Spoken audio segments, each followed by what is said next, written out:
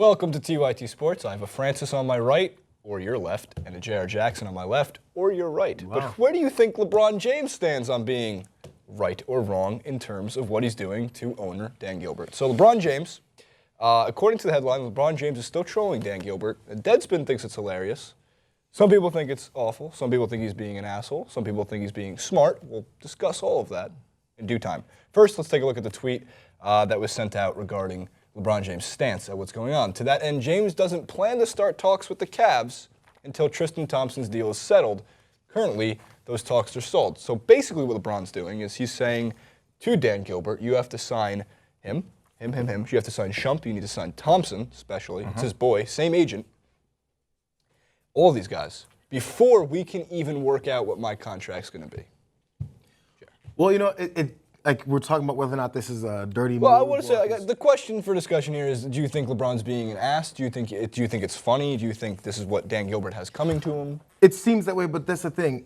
I guess now that we're thinking about it again, maybe he's put into place. There's another way that this could be a dick move. We're thinking he's just trolling him. Maybe he's trying to put into place who he wants to have on the team before he has any talks about staying with the team. Because I think that was mentioned before. He's basically like, well, I signed this one-year deal. I want to see what you all do before you have the best player in the world back. I carried the team myself that was not a team during the playoffs because everyone was injured.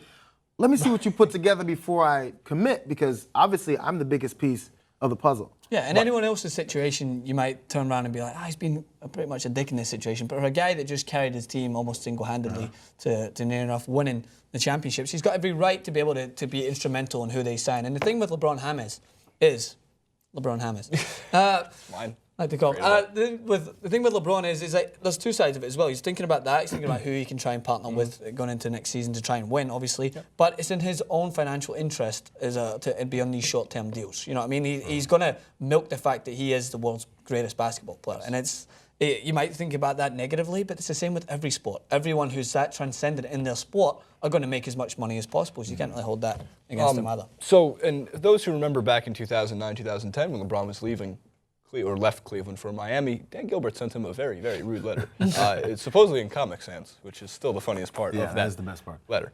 But I'm not sure exactly where I do stand on this, because I don't think it's hilarious. I don't think that's the right way to mark this up. But I also don't truly believe that LeBron's being a dick. He has a lot of power with the Cavs. We know that during that 2-week injury, which we called GMing, so he can bring over J.R. Smith and Iman Shumpert, although he probably was a little bit injured. We've seen what LeBron can do over and over and over again. And of course, like, it has come up short a few times in the last few seasons.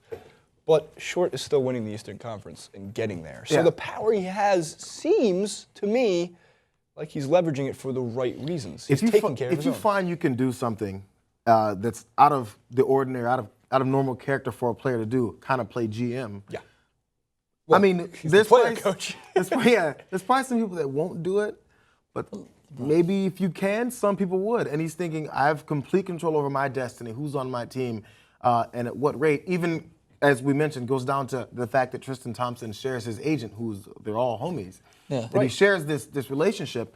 He's like, well, I want everyone that I have anything to do with to benefit. Now, this seems like an asshole move because we're not used to it happening. Yeah. Right. I'm not saying I agree with it, but I'm just saying, there's a reason people want power. Yeah. So you can do whatever you want with it. That's true. At the same time, though, he's obviously still, you've seen his reaction after he lost in the NBA Finals. He's so frustrated that he went off straight away, because now he needs to basically find a way to reload to go on next year. Because you know LeBron James, what makes himself obviously an unbelievable basketball player, besides his ability, is his willingness to win, and he'll do anything it takes to win. He'll move from his home nation, he'll take his talents elsewhere and win, and he wants to come back, and he wants to deliver a championship there. So if he has the ability to try and hold something against someone who's maybe not going to allow this to happen as much, then he's going to do so, because he's a winner, and that's what winners do. Yeah. Might be dickish, but...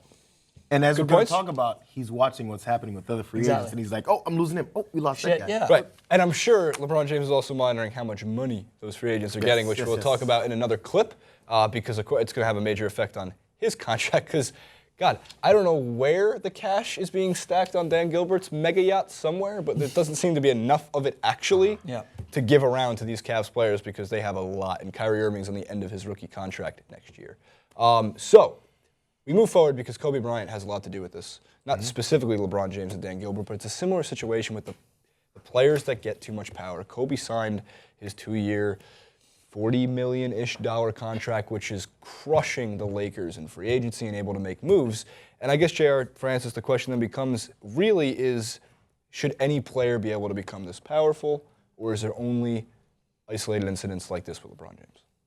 I guess if you want to use Messi, Ronaldo in that situation. Use Messi, Ronaldo situations, but again, we don't have a salary cap. They can pay Ronaldo and Messi whatever they want to. They keep him. So there's you know what that's like? A sport that you don't like that much. It's called baseball. Okay, very good. I'm transcending back to things that matter.